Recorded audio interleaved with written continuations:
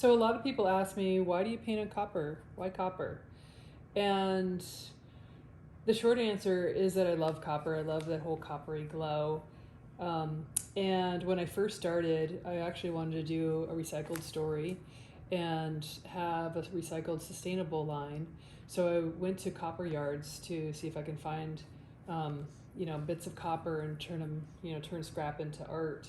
And then it became so successful, I needed to buy the copper in large sheets and cut them down. Um, but why copper? I love the glow of copper.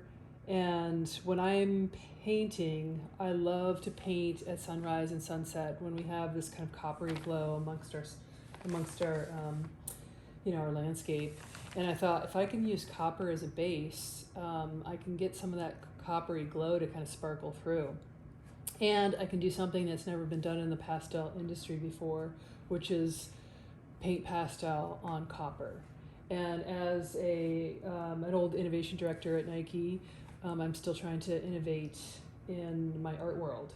So the challenge of using copper is that it's really slick. It doesn't have a tooth to it, and so as you can see, I can't really, it doesn't take at all to the pastel. So I needed to create a methodology that allowed the pastel to stick. And so I tried some sanding. First I tried an acid bath, which worked really great. It actually patinaed the copper, but it was so many chemicals that I kind of went away from that. And now I use a electric sander, and it gives me some tooth, but not a ton of tooth. And so I've been using a clear sanded gesso that sticks to metal, and a couple of different brands make them. So then I create the tooth that I want. Art Spectrum makes an original clear sanded gesso for their line. It comes in lots of different colors, but there is a clear one, and there's a fine clear one as well.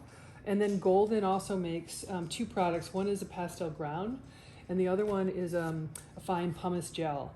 And all three of them work, and some of them are a little bit thicker and or a little bit thinner in terms of how they're applied, as well as their translucency. And of course you want something as translucent as possible.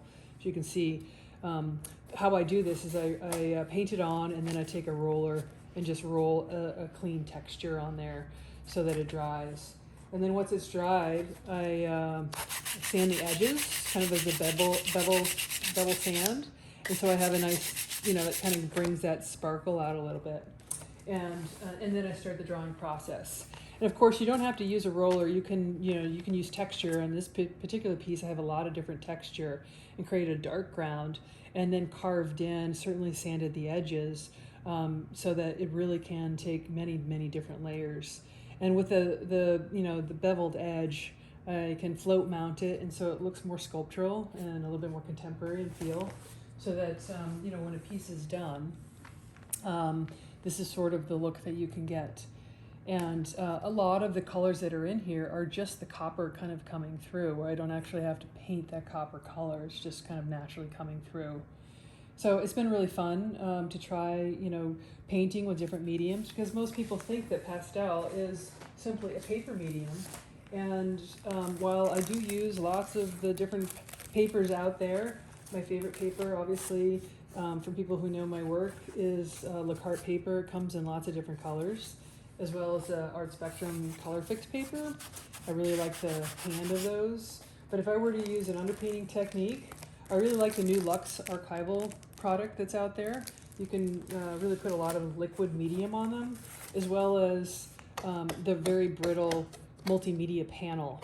You can really work it, and it's not gonna wave or warp in any way like some of the older papers. So pastel is definitely more than just a paper medium, and I'm even trying it on glass and on stainless steel, and sort of the sky's the limit. As long as you have some kind of tooth, the pastel will stick to it.